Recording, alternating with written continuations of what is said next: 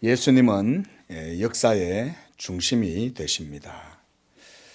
하나님께서 모든 세계를 창조하심도 예수를 위하여 창조되었다고 성경은 말씀합니다. 이것은 아주 깊은 성경의 사상입니다. 세계의 역사가 왜 생겼느냐? 라고 물으면 성경은 그 모든 창조가 그리스도 하나님의 아들을 위하여 창조되었다고 말합니다. 이것이 성경의 깊은 사상이에요. 그래서 골로새서 1장 16절에서 만물이 다 그를 위하여 창조되었다 이렇게 말씀합니다. 이는 하나님께서 자기 아들을 만유의 후사로 삼으시고 하나님께서 모든 역사를 그래서 그로 말미암아 이 모든 세계를 지으셨던 것입니다. 그러므로 모든 역사는 예수를 위하여 있다고 할 수 있습니다. 하나님께서 모든 역사를 그래서 그리스도를 중심으로 이끌어 가고 계시는 거예요. 이것이 이 역사 위에 초월하시는 하나님의 실제적인 역사입니다. 이게 오늘 중요한 거 들으셨죠? 도대체 이 세상은 왜 생겼고 어디에서 시작되어 어디로 가는 거고 도대체 그 목적은 무엇이냐? 라고 수많은 사람들이 질문을 하지만 성경은 그것에 대해서 답을 줍니다. 예수 그리스도가 역사의 중심이고 예수 그리스도를 위하여 이 모든 세계가 지어졌고 그리고 그를 위하여 역사가 지금도 진행하고 있는 거예요. 그래서 이 모든 역사의 왕이 누구냐?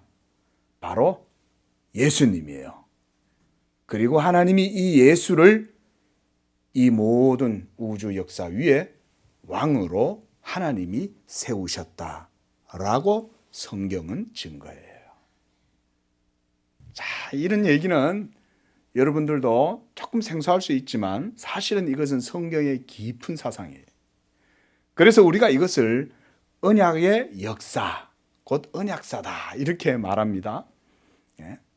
그러므로 성경은 하나님의 언약의 역사를 이루어 가시는 그의 경륜을 보여주는 그 증거의 계시라고 할 수 있어요. 그래서 성경은 철학서가 아니죠. 성경은 하나님이 자기의 영광을 위해서 하시는 그 일에 대한 우주적인 사건을 계시의 증거를 이렇게 글로 기록한 것이 바로 성경이에요. 그리고 교회는 이 복음에 하나님의 이러한 우주적인 섭리와 경륜을 예수 그리스도를 선포함으로 드러내는 것이 바로 교회의 복음 선포입니다. 물론 이렇게 복음이 선포되어질 때 이 복음을 듣고 예수를 믿어서 죄인이 죄 가운데에서 구원받아 의롭게 되고 그리고 지옥에 가야 할 백성이 천국에 가고 사망에 있는 백성들이 생명을 얻고 이렇게 해서 하나님의 자녀가 되는 이 크고 놀라운 구속의 은혜도 있지만 그 모든 구원의 은혜들, 구속의 역사도 모두 다 예수 그리스도를 영화롭게 하는 것에 포커스가 맞추어져 있어요. 그래서 우리 장로교회는 개인의 구원을 말하긴 하지만 개인의 구원에 포커스를 두지 않아요. 개인의 구원도 중요합니다. 그렇다고 그것을 무시한다는 말이 아니에요. 그게 아니라 개인 구원의 목적과 의도가 왜 하나님이 그들을 구원하시냐? 그리고 어떻게 구원하시냐? 예수 그리스도를 통해서 하나님께서 이 일을 행하시는데 이것은 예수 그리스도를 모든 이름 위에 뛰어난 이름이 되게 하시려고 그랬다는 거예요. 이것이 여러분 복음의 선포예요. 그러므로 이러한 언약사적인 관점에서 보면 하나님의 아들 예수 그리스도의 성육신 그 자체가 우주적인 사건이라고 할 수가 있는 거예요. 우리가 예수님은 누구시냐? 그러면 예수님은 참 하나님이시요 참 사람입니다. 이렇게 여러분 무미건조하게 예수님에 대해서 고백을 하지만 사실은 예수가 참 하나님이시요 참 사람이시라고 하는 이 성육신 사건은 우주적인 사건인 거예요. 하나님의 언약의 역사와 경륜에 있어서 이 성육신 하신 영원한 말씀, 태초부터 계신 그 로고스 말씀이 사람이 되셔서 우리 가운데 거하셨다라고 하는 이 사건은 그 자체로 영원한 우주적 사건이요, 2000년 전에 있었던 역사적 사건이긴 하지만 그 역사적 사건과 동시에 그 시대에 우주적 사건이 또한 영원히 일어나게 된 거예요. 그러므로 2000년이 지난 오늘날도 그리스도의 성육신은 그때나 지금이나 조금도 변함없이 우리에게 진리로 주어지는 거예요. 믿으시기 바랍니다. 이게 정통 우리 장로교회의 신앙이에요. 고백이에요. 이게 성경은 이걸 말하는 거예요. 오늘 그래서 여러분들께 그 말씀을 드리고자 하는 거예요. 오늘 그래서 정신줄을 바짝 좀 매셔야 됩니다. 왜냐하면 성경이 깊은 사상을 얘기하는 거기 때문에 잘 들으셔야 돼요. 그래서 이렇게 성육신하신 이 영원한 말씀이 사람이 되시고 인간의 시공간 역사 속에 친히 찾아오셔서 하나님의 언약 백성들 가운데 거하셨다. 이거 우리가 dwelling이다 그러죠. 거한다, 거주하신다, 움막을 짓고 그 속에 거주하신다라는 의미예요. 그래서 예수님의 이름을 우리가, 예수님의 다른 이름이 있죠. 뭐예요? 임마누엘인 거죠. 임마누엘이란 뜻이 뭡니까? 하나님이 우리 가운데 거하신다 이 말이잖아요. 여러분, 하나님이 우리 가운데 거하신다라고 하는 이 성경의 표현은 뭐냐면 하나님이 우리와 함께 하시고 거주하신다. 우리 속에. 할렐루야. 믿으시기 바랍니다. 지금 예수님이 우리 속에 거주하시는 거예요. 2000년 전이 아니라 지금도 여전히 예수님을 믿는 사람들 속에 그의 영으로, 진리로 믿는 자들 속에 예수께서 거주하시는 이 사건을 이루기 위해서 예수님이 2000년 전에 오셨던 거예요. 그리고 그 예수님이 오신 성육신 사건은 만세 전부터 영원 전부터 하나님께서 삼위일체 하나님 안에 있었던 그 언약의 경륜을 따라서 오셨던 거예요. 로마의 시대가 지배할 때, 바로 그 로마의 압제하에 있을 때 그리스도께서 오셔서 모든 구속의 역사를 공생애를 통해서 이루셨던 거예요. 그래서 사도 바울은요, 이 예수 그리스도가 하나님의 본체의 형상이요 영광의 광채시다 이렇게 찬양했습니다. 빌립보서 2장 6절에 보면 그는 근본 하나님의 본체시다. 또한 골로새서 1장 15절에 보면 그는 보이지 아니하시는 하나님의 형상이요 모든 피조물보다 먼저 나신 이시요. 또한 히브리서 1장 3절에서도 그는 하나님의 영광의 광채시다. 그 본체의 형상이시다 이렇게 말해요. 예수님을. 이것은 여러분 성육신하신 그리스도를 말하는 거예요. 우리가 이렇게 예수님을 생각할 때 예수 그리스도는 참 하나님 동시에 참 사람이시라는 것을 이렇게 신앙을 바르게 고백해야 하는 거예요. 굉장히 중요한 거죠. 그리고 그리스도의 그 하나의 인격 속에 참 사람, 참 하나님, 곧 인성과 신성이 이 두 성품이 연합되어져 있다라고 하는 이것을 우리가 믿을 때에 우리가 오늘 본문을 바르게 이해할 수가 있는 겁니다. 많은 신학을 한다는 사람들, 걸출한 유명한 이름난 신학자들도 예수 그리스도의 성육신의 이 놀라운 신비를 바르게 이해하지 못해서 성경을 자기 마음대로 해석하는 거예요. 성경은 성경대로 풀어야 된다라고 할 때 그 말은 성경 속에 기록된 내용 그대로 믿어야 된다 이 말이거든요. 그걸 그대로 믿으면 하나님의 아들 영원한 말씀이 사람이 되셔서 우리 가운데 거하셨다라고 하는 이 성육신 사건을 믿지 않고서는 성경을 제대로 이해할 수가 없는 거예요. 여러분, 한 인격 속에 신성과 인성 이 두 성품이 연합되어 있다는 것을 여러분 한번 상상을 한번 해보십시오. 이거는 신비예요. 있을 수가 없어요. 자, 오늘 그렇게 우리가 이 성육신 하신 그리스도의 영광을 떠올리면서 이 21절 말씀부터 본문의 내용을 살펴보면 거기에는 놀라운 예수 그리스도의 복음의 진리가 나타난다는 것을 깨달을 수가 있어요. 우리가 지난주에 보았던 이 20절 말씀에 보면은 아버지께서 아들을 사랑하사 자기가 행하시는 것을 다 아들에게 보이시고 또 그보다 더 큰 일을 보이사 너희로 놀랍게 여기게 하시리라. 이 말씀을 제가 지난주에 설명을 해드렸습니다. 그리고 오늘 21절은 이 말씀과 곧바로 연결이 되어 있어요. 그래서 아버지께서 자기 아들에게 자기가 행하시는 것을 다 보여주시고 그보다 더 큰 일을 보이시고 그래서 믿는 우리로 하여금 놀랍게 여기게 하시리라.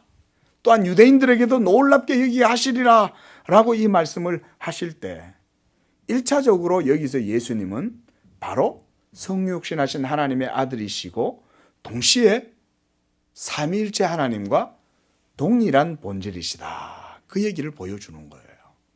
그래서 제가 이것을 신학 용어를 써서 호모우시오스다. 호모우시오스. 동일 본질.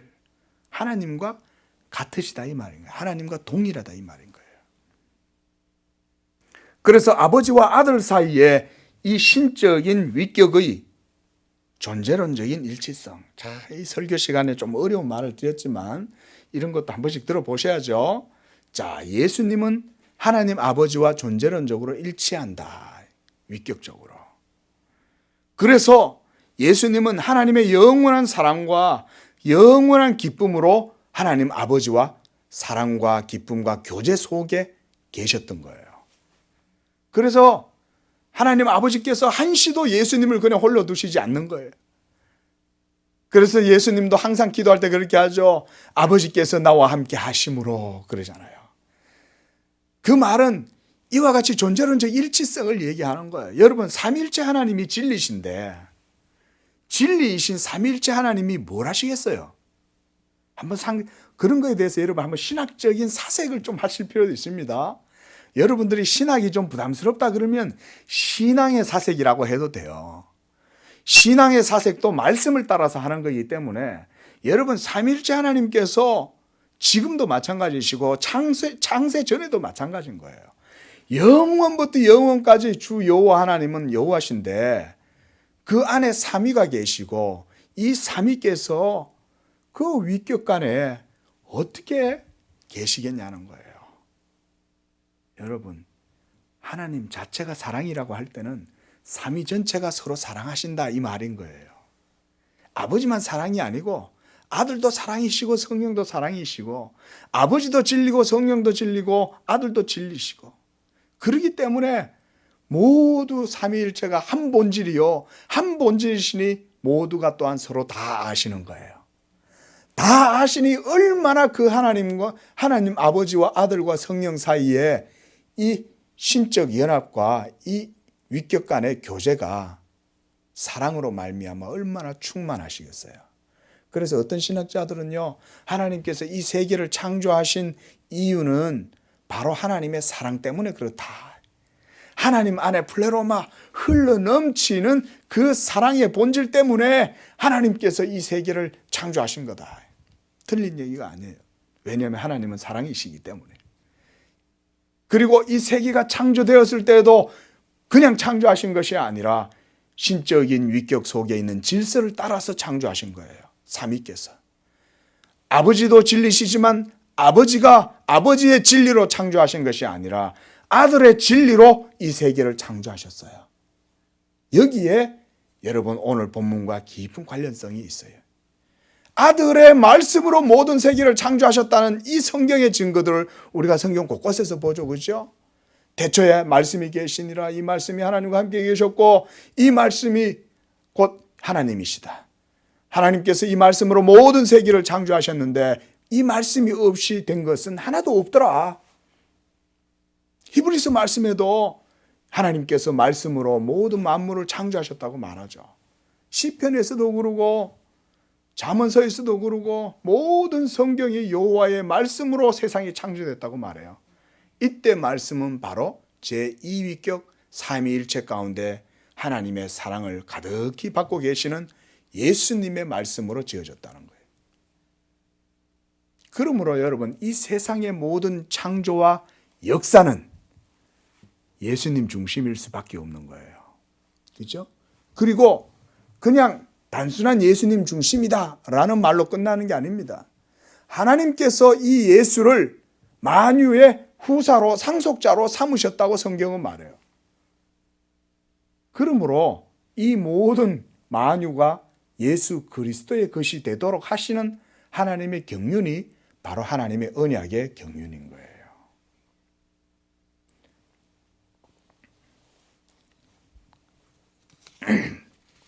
그래서 아버지께서 무엇을 행하든지 다 아들에게 보여주시는 거예요. 예수님은 아버지의 모든 걸 다 아시는 거예요. 그리고 예수님도 아버지께서 보여주시는 것이 아니면 자기 스스로 하시지 않는다 그랬어요. 이 세상에 예수님이 오신 것도 이와 같이 하나님의 그 모든 뜻을 다 아시고 예수님이 오신 겁니다. 그러니까 아버지의 뜻은 곧 아들의 뜻이 되고 아들이 행하는 모든 일은 곧 아버지의 일이 되는 거예요. 그게 바로 오늘 21절의 말씀이 우리에게 주시는 교훈인 거예요. 한번 보십시오. 아버지께서 죽은 자들을 일으켜 살리심 같이 아들도 자기가 원하는 자들을 살리느니라. 아들이 원하는 건 누가 원하는 거예요? 아버지가 원하는 거예요.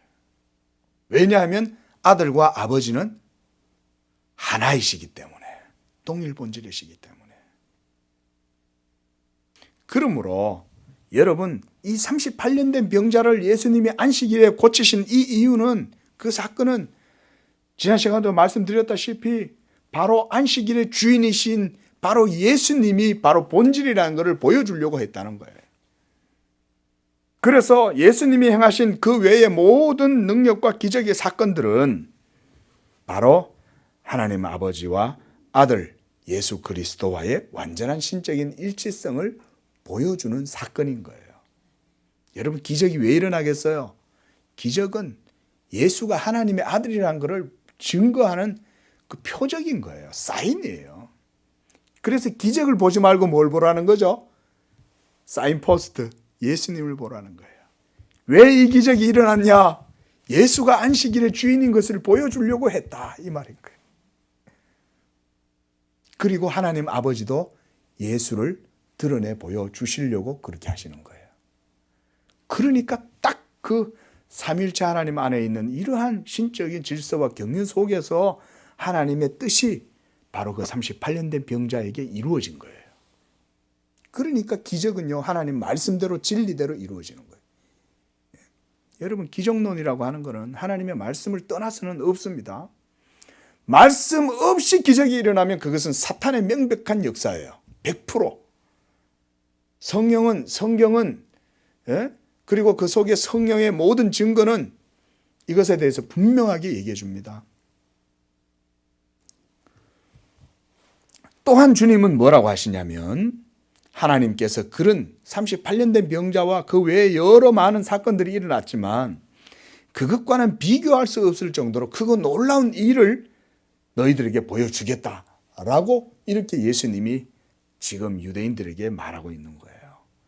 그 일이 바로 뭐냐면 최후의 부활의 사건이에요. 우리가 예수님이 십자가에 못 박히셔가지고 부활하시죠. 그때 십자가에서 못 박혀서 예수님의 영혼이 육체를 떠나셔서 사망에 이르실 때 어떤 일이 벌어졌습니까? 성경을 보면 온 천지가 흑암 가운데 가득하다가 땅이 막 지진이 일어나면서 진동을 하는데 무덤 속에 죽어있던 자들이 다시 살아나는 역사가 일어난 거예요. 여러분, 그거 잠깐 성경에 기록됐는데 대부분 그거 그냥 지나치거든요. 여러분, 그거 전설 아닙니다. 실화입니다. 생물학적으로 사망을 당한 사람들이 하나님의 아들의 이 우주적인 부활의 역사가, 이 사망이 권세가 깨뜨려지는 순간이잖아요. 십자가에서. 그죠? 생각을 한번 해보세요, 여러분. 핵폭탄이 하나 터지면 그 임팩트가 얼마나 큽니까? 그런데 이 온 우주적인 하나님의 아들이 십자가에서 죽으심으로 그 죽음이 이루어짐과 동시에 뭐가 깨졌어요? 사망의 권세가 깨어진 거예요. 그렇겠죠? 그러니까 이 신적인 권능이, 이 그리스도의 죽으심의 이 효력이 신적인 역사를 통해서 드러나는 거예요. 그러니까 바위가 깨지고 옥토가 깨지고 막 흔들리면서 무덤 속에서 죽어있던 자들이 살아난 거예요. 그래서 이게 전승에 의하면 그때 욥도 살아났다 뭐 이런 식의 얘기들도 있어요. 이건 단지 전승이에요. 성경이 없기 때문에 우리가 그들을 받을 수는 없어요. 그런데 어쨌든 간에 그때 죽었던 사람들이 살아나서 많은 사람들이 예루살렘으로 들어갔다 이렇게 나옵니다. 놀라운 일이 일어난 거죠. 죽은 사람들이 일어나게 된 걸 보고 여러분 사람들이 뭐라고 생각했겠어요? 그는 실로 하나님의 아들이시다 이렇게 말할 거 아니에요. 여러분 마지막 날 우리 예수님이 이 세상에 다시 오실 때 예수님의 그 우레와 같은 목소리가 빵 하고 울리면 지금까지 아담으로부터 모든 잠자는 자들이 그 소리를 듣고 다 일어나게 될 줄 믿으시기 바랍니다. 그게 예수님의 음성의 권세예요. 권능이에요. 오늘 새벽에 꽈다닥 하고는 과천 쪽에서 막 우레가 치는데 얼마나 그 소리가 번개와 함께 대단한지 여러분 보세요. 예수님의 목소리가 그렇다 그런 거예요. 내가 임할 때 번개와 같이 동쪽에서 서쪽으로 번개가 치는 것처럼 내가 그때 그렇게 온다는 거예요. 올 때 그냥 오시겠어요? 그 예수님의 목소리가 우주적인 온 우주를 울리는 목소리 아니겠냐고요.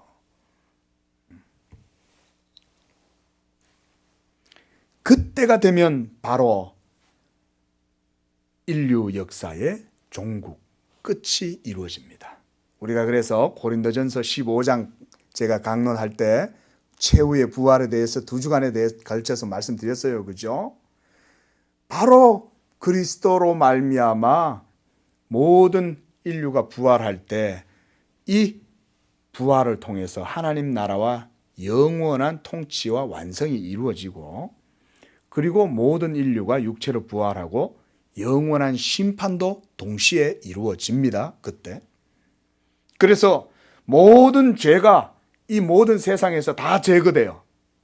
그래서 죄가 제거되면 곧 사망의 고통도 사라집니다. 그러면서 불의를 행한 모든 악인들은 영원한 심판을 당해서 지옥 형벌을 받게 돼요. 그래서 요한계시록에서 사도 요한은요, 성령을 통해서 장차 이루어지게 될 일에 대해서 이 예언을, 그 계시를 받아요. 그래서 요한계시록 21장 3절에 보면 사도 요한이 하늘 보좌에서 들리는 이 크고 놀라운 음성을 들어요. 이렇게 나와요. 보좌에서 큰 음성이 나서 이르되 보라 하나님의 장막이 사람들과 함께 있음에 하나님이 그들과 함께 계시리니 그들은 하나님의 백성이 되고 하나님은 친히 그들과 함께 계신다. 이게 바로 뭐라고 그랬죠 아까? 임마누엘. 말씀드렸죠? 하나님의 장막이 사람 가운데 함께 있음에 그랬잖아요. 예? 하나님의 장막, 이것은 성육신하신 그리스도가 믿는 자들 속에 함께 있다 이거예요. 그리고 예수를 믿는 자들은 하나님의 백성이 되고 하나님은 또한 예수 믿는 자들의 하나님이 되시고 이것이 여러분 언약의 주요 골자죠. 너희는 내 백성이 되고 나는 그들의 하나님이 되고 그들은 내 백성이 되리라. 이게 여러분 하나님의 언약의 본질이에요. 이렇게 해서 5절에 보니까 내가 보니 처음 것들이 다 지나가고 다시 있지 아니하더라. 아픈 것도 다시 있지 아니하더라. 라고 하면서 보좌에 앉으신 이가 가라사대 보라 내가 만물을 새롭게 하노라. 이렇게 말씀하시는 거예요. 만물을 새롭게 한다. 여러분 이 모든 세상은 새하늘과 새 땅이 이루어지게 되는 줄로 믿습니다. 그게 바로 만물을 새롭게 하시는 거예요. 그리스도의 성육신하신 그 그리스도의 부활의 영광과 생명이 온 만물의 그리스도로 말미암아 이루어지는 거예요. 다시는 아픈 것도 없고 죄도 없고 죽는 것도 없고. 그래서 이 성경에는요, 항상 여기에 보면 이 부활이 이루어질 때는 천국만 말하지 않아요. 요한계시록에서도 곧바로 21장 그 5절 뒤에 8절에서는 이렇게 말합니다. 그러나 두려워하는 자들과 믿지 아니하는 자들과 흉악한 자들과 살인자들과 음행자들과 점술가들과 우상 숭배하는 자들과 거짓말하는 모든 자들은 불과 유황으로 타는 못에 던져지리니 둘째 사망이다, 이렇게 말해요. 자, 여러분, 둘째 부활이 있을까요, 없을까요? 없어요. 다시 한번 부활하고 난 다음에는 더 이상 없어요. 영원히 의인들은 하나님의 백성으로 영원히 하나님과 함께 살고, 불의한 자들, 악을 행한 자들, 우상 숭배, 거짓말하고 온갖 점술가들과 살인자들, 음행자들은 모두 다 불과 유황의 못에 던져져서 둘째 사망을 겪는 거예요. 그러니까 여러분, 우리 육체의 죽음은 첫 번째 그냥 사망이에요. 죽음이에요. 육체적 죽음이에요. 그러나 이 둘째 사망은 영혼의 사망이에요. 영원한 죽음이에요. 이 영혼이. 아들이 자기가 원하는 자들을 살린다 라고 이렇게 오늘 21절에서 말씀했는데요. 이 말씀도 아주 우리에게 중요한 내용들을 말씀해줘요. 이는 성육신하신 그리스도께서 하나님 아버지와 동일 본질이시기 때문에, 그래서 이제 우리가 아버지께서 원하는 자는 아들이 원하는 자라는 사실을 알 수가 있습니다. 그래서 여러분, 예수님이 이 세상에 오셔서 구원을 이루실 때 누구를 위해서 그 구원을 이루신 건가요? 바로 하나님께서 자기에게 주신 자들을 위하여 구원을 이루신 거예요. 이게 성경이에요, 여러분. 그래서 우리가 예정론을 믿는 거예요. 예정론은 뭡니까? 하나님께서 창세전에 그리스도 안에서 택하신 자들을 위하여 예수께서 이 세상에 오셨다는 거죠. 그래서 Jesus, 우리가 예수스라고 할 때 여러분, 예수님의 이름의 뜻이 무엇이죠? 이는 그가 자기 백성들을, 이렇게 말하는 거예요. 예수가 자기의 백성들을 위하여 이 땅에 오셨다는 거예요. 이걸 기억하셔야 됩니다, 여러분. 이게 성경이에요. 이게 하나님 말씀이에요. 그래서 우리가 예정론을 말할 때 그리스도 안에서의 예정과 선택을 말하는 겁니다. 그게 하나님의 말씀이니까. 아니, 하나님이 그리스도 안에서 구원하시겠다는데 그걸 누가 뭐라 그래요? 왜 그리스도 안에서 구원해요? 나도 구원해 주세요라고 누가 떠들겠냐 이거예요. 왜 하나님이 불공평하게 그리스도 안에서만 구원하시냐? 그렇게 말할 수 없죠. 그게 성경이기 때문에 그런 거예요. 그래서 구원 얻은 백성은요, 삼위 하나님의 영원한 구속과 작정과 예정과 선택 가운데 있는 자들인 거예요. 이것이 바로 우리 기독교가 말하는 예정론입니다. 영원 전부터 하나님께서 영생을 주시려고 작정된 자들은 다 구원을 얻더라. 이 사도행전 13장 48절에 보면 그들은 영생을 주시려고 작정된 자들이었다, 이렇게 말하잖아요. 예? 복음을 전해도 듣고도 예수를 믿지 않는 건 그 사람이 믿지 않아서가 아니라 하나님이 선택하지 않았기 때문에 안 믿는 거예요. 여러분, 요한복음은 이 놀라운 진리를 우리에게 보여줘요. 그래서 어떤 사람은 그래요. 아니, 선택하지 않았으면 내가 믿으려고 노력해봐도 필요 없겠네 라고 하는 말도 잘못된 말이에요. 왜냐하면 진짜 살아계신 하나님을 알면 하나님이 보내신 자 예수를 믿을 수밖에 없기 때문에. 정말 그렇게 질문을 한다면 진짜 뭔 질문해야 되겠어요? 정말 하나님이 그렇게 하시냐? 정말 그분이 하나님이시냐? 그렇다. 그럼 어떻게 해야 되겠습니까? 그 하나님을 믿어야죠. 아니, 믿지도 않으면서 그렇게 말하는 거죠. 에? 아니, 하나님이 선택하셨다면 다 믿는데 뭐 하려고 믿어?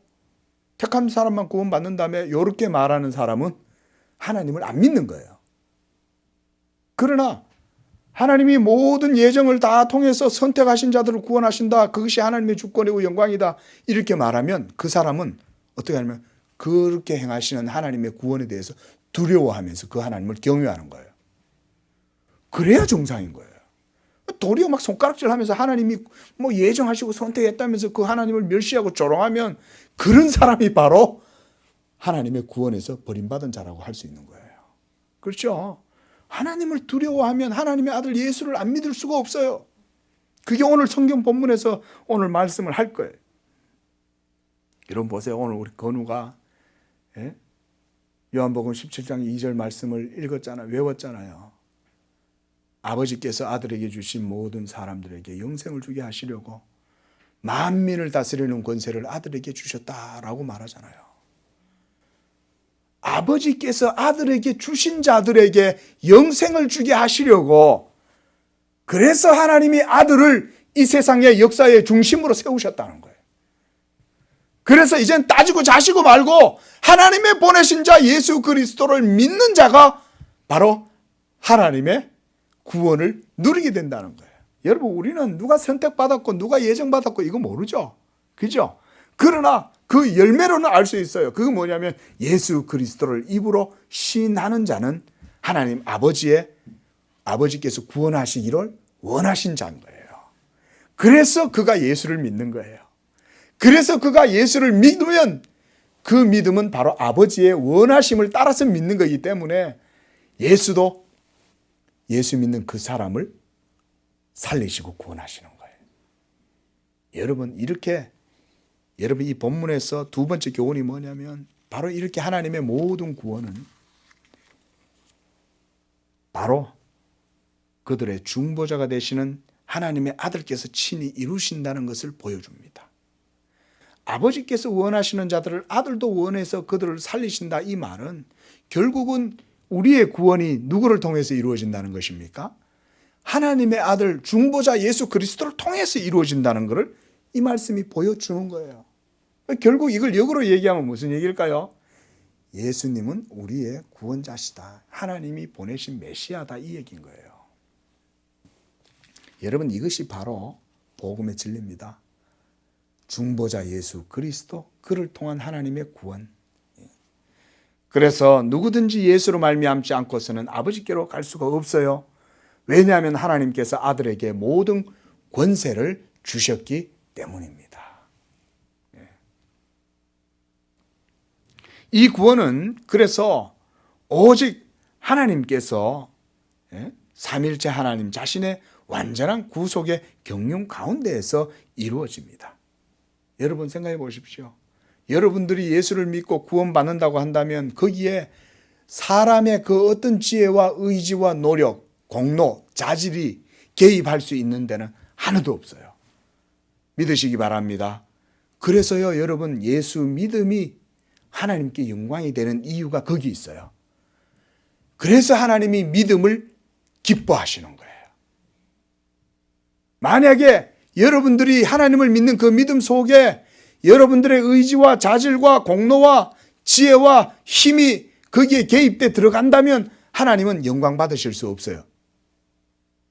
오직 믿음으로만 하나님을 영화롭게 하는 것인 줄로 믿습니다. 그게 성경의 진리예요. 그래서 믿음이 없이는 기쁘시게 할 수 없나니라고 하는 얘기가 그 얘기예요. 하나님의 아들 예수를 믿으면 하나님이 영광을 받으시는 거예요. 이게 진리의 방식이에요.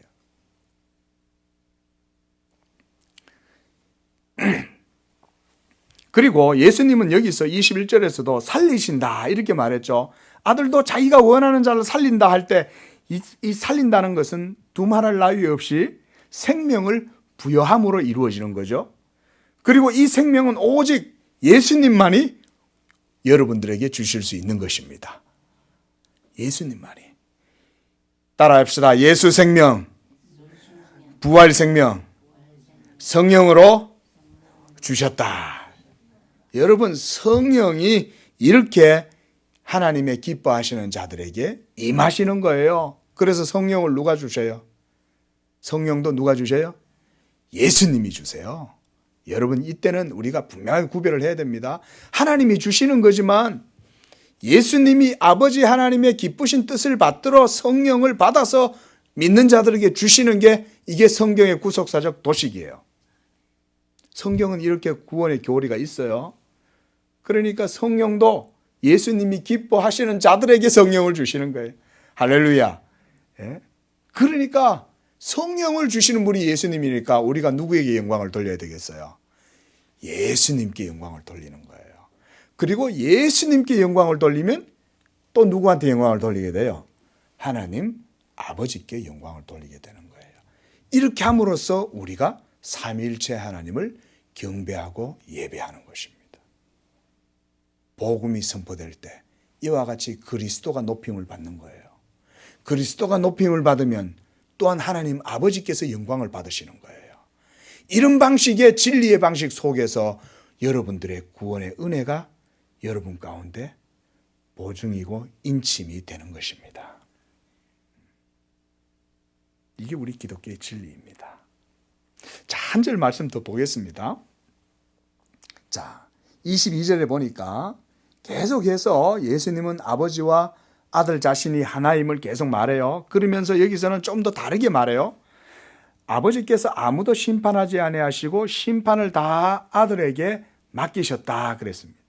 그러니까 마지막 날에 이 모든 우주의 중심이 되시는 예수 그리스도가 또한 이 모든 우주의 역사를 심판하시는 거예요. 그래서 23절에 이는 모든 사람으로 아버지를 공경하는 것 같이 아들을 공경하게 하려 하심이라. 아들을 공경하지 아니하는 자는 그를 보내신 아버지도 공경하지 않는 거예요. 그래서 말씀드렸죠. 제가 예수님을 믿으면 그를 보내신 하나님께 영광을 돌리는 거예요. 예수님을 믿으면 하나님 아버지를 믿는 것이요. 예수님을 찬양하고 높이면 하나님 아버지를 영화롭게 하는 거예요. 그리고 본문에서 성자께서 모든 것을 심판하는 권세를 가지셨다 이렇게 할 때 성부께서는 이 예수를 만유의 상속자로 세우셨음을 의미해요. 여러분, 역사의 중심이 그래서 예수님이 역사의 중심이라고 말씀드렸죠. 그리고 이 모든 만물도 누구를 위하여 있다는 거죠? 예수를 위하여 있는 거예요.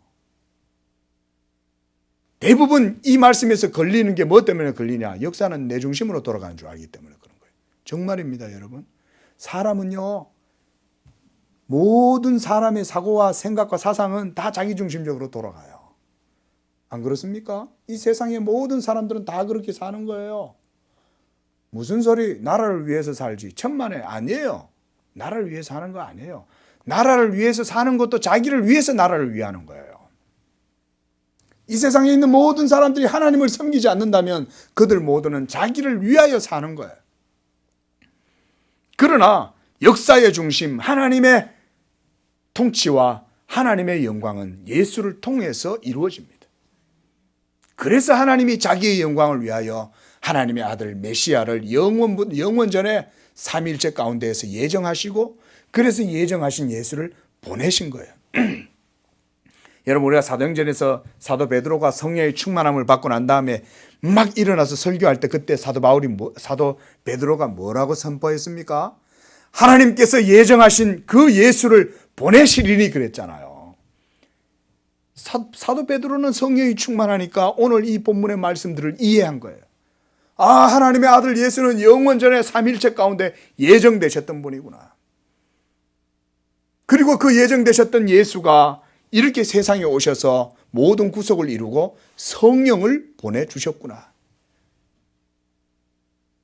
바로 여러분, 이렇게 하나님께서 그 예수를 만유의 주로 상속자로 세우고 택정하시고 예정했다. 제가 신대원 때 성경을 보다가 이 말씀이 어려워서 이해가 안 된 거예요. 아니, 예수를 하나님이 선택했다? 아니, 예수님을 하나님이 세우셨다? 어떻게, 이건 무슨 말이지? 도대체 이게 무슨 말인가? 그때가 잘 이해가 안 됐어요.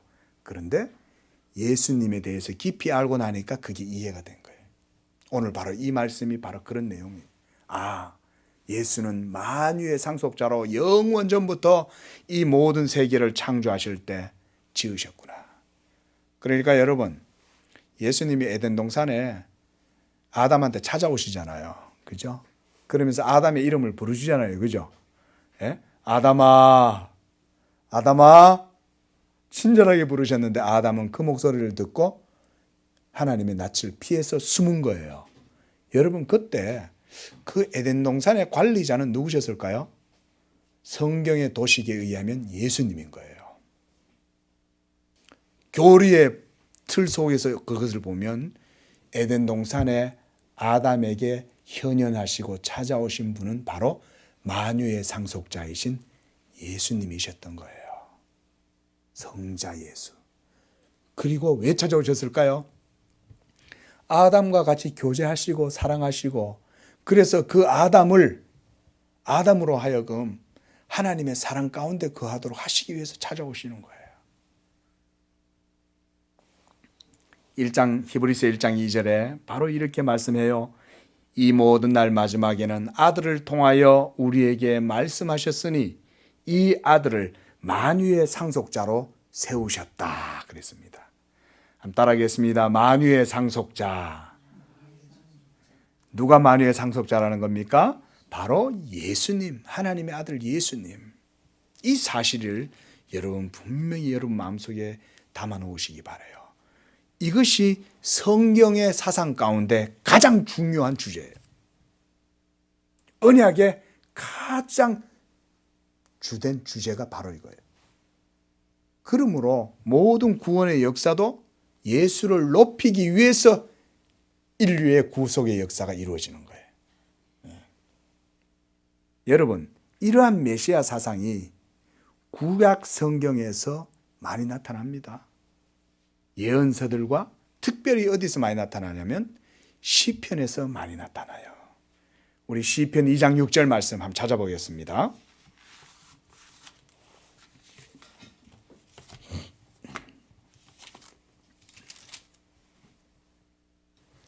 자, 시편 2장 6절.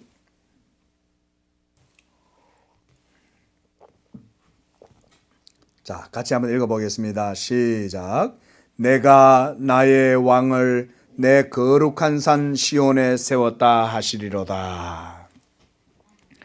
여기서 보니까 내가 나의 왕을, 누가 그 얘기를 해요? 하나님이 자기의 왕을 내 거룩한 산 시온에 세웠다는 거예요. 우리가 저번에도 이 시편의 말씀에서 봤죠, 그렇죠? 이 시편 속에는 그리스도의 시편이 많아요. 그런데 그 그리스도께서 시편 가운데 등장할 때는 반드시 또한 여호와가 같이 계시는 거예요. 왜냐하면 여호와는 삼위일체시니까 그게 가능한 거예요. 만약 하나님이 단일한 본성만 갖고 계신다면 이런 거는 이렇게 말할 수 없죠. 그럼 진리가 아니잖아요. 하나님은 단일하신데 삼위가 아니시고 단일한 본성만 있다면 이렇게 말 못해요. 그러나 성부 하나님께서 또한 성자 예수 그리스도와 한 동일 본질이시고, 그리고 삼위가 성부 성자 성령이 한 본질이라면, 그러면 이렇게 하실 수 있는 거예요. 내가 나의 왕을 내 거룩한 산 시온에 세웠다. 이 말은 엄청난 의미가 있지만 시간이 많이 드니까 짧게 말씀드리겠습니다. 내가 나의 왕이라는 얘기는 내가 내 영광을 위하여 내가 기름 부어서 내 왕을 세웠다. 그리고 이 기름 부은 왕을 통해서 내가 모든 내 영광의 통치와 내 영광의 나라를 그를 통해서 이루게 할 것이다. 그러는 거예요. 그게 바로 내 거룩한 산 시온에 세웠다는 말이 그 의미예요. 그래서 여러분 나중에 기회가 되시면 우리가 시편을 깊이 하면요. 시편은 정말 깊어요. 여러분 시편을 하면 성경 전체를 다 오가야 돼요. 왜냐하면 마태복음, 사복음서나 사도 바울들이나 이 바울 서신들 같은 데도 보면 시편을 엄청 많이 인용을 합니다. 이렇게 시편에서 볼 수 있는 그리스도 사상은 하나님께서 자기 아들을 왕으로 세우시고 그의 이름을 모든 이름 위에 뛰어난 이름이 되게 하셔서 하늘에 있는 자들과 땅에 있는 자들과 땅 아래에 있는 자들로 모든 무릎이 예수의 이름에 꿇게 하시고 모든 입으로 예수 그리스도를 무엇으로? 주라 시인하여 누구에게? 하나님 아버지께 영광을 돌리게 하셨느니라. 할렐루야. 이게 여러분 복음의 진리의 역사예요. 보세요.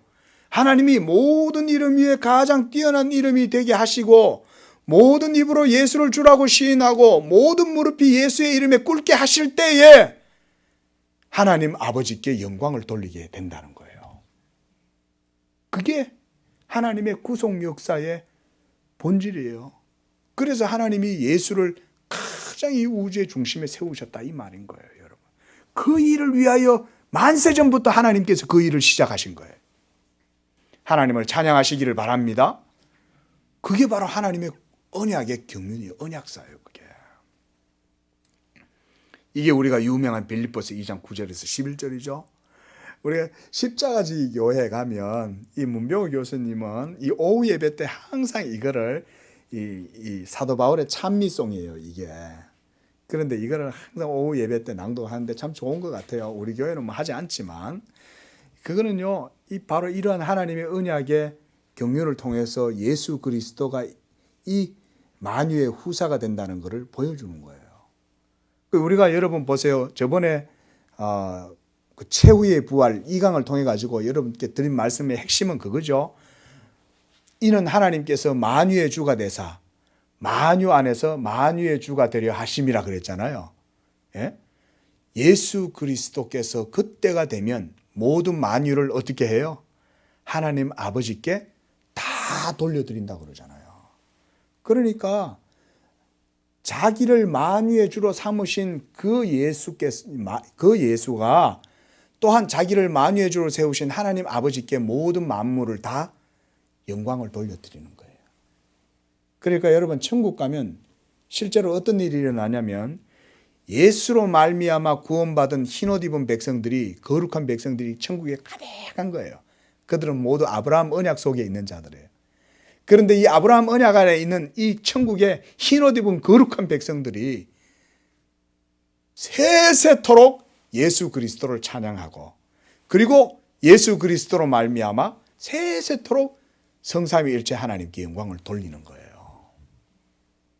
그 일이 천국에서 이루어지는 것입니다. 그러니까 하나님이 가장 기뻐하시는 자들과 함께 하나님을 향한 가장 최고의 예배가 천국에서는 사랑 가운데 이루어지는 거예요. 믿으시기 바랍니다. 천국 가면 세세토록 찬양한다니까 어떤 사람이 그래 상상하는 거예요. 아이고 힘들어 죽겠다. 어떻게 세세토록 찬양하나. 천국을 오해한 거예요.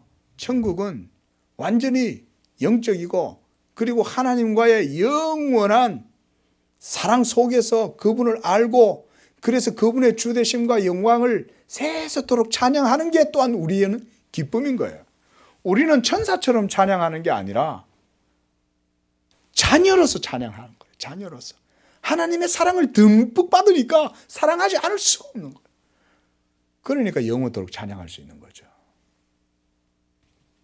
자, 여러분 이렇게 우리 예수 믿는 성도들은 이 메시아의 신앙을 성경이 증거하고 있다는 것을 분명하게 알고 있어야 됩니다. 그리고 만유의 주, 만유의 상속자가 바로 예수님이라는 것을 여러분들이 기억을 하셔야 돼요. 이 만유의 상속자 예수 그리스도를 통해서 하나님이 만유를 회복시키시고 고린도전서 15장 말씀처럼 만유 안에 만유의 주가 되게 하리 하심이에요. 여러분 어떻습니까? 이것이 바로 하나님의 큰일이죠. 메그넬리아 데이 라틴어로 하나님의 큰일이다. 이것이 바로 성경이에요. 성경은 이 의도와 이 목적과 뜻을 위해서 모든 계시의 역사가 이루어지게 있다고 말해요.